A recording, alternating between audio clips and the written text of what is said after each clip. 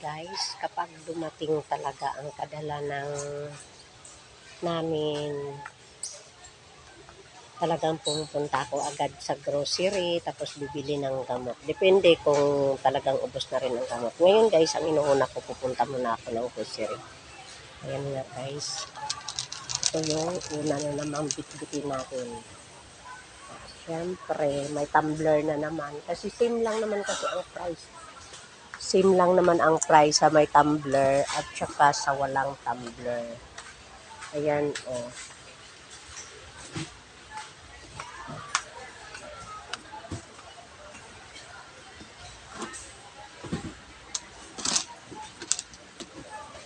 Kaya, yan.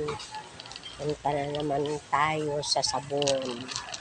Kasi ganon talaga tayo.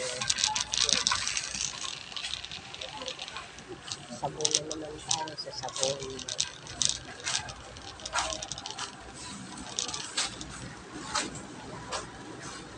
Kuya, saan yun?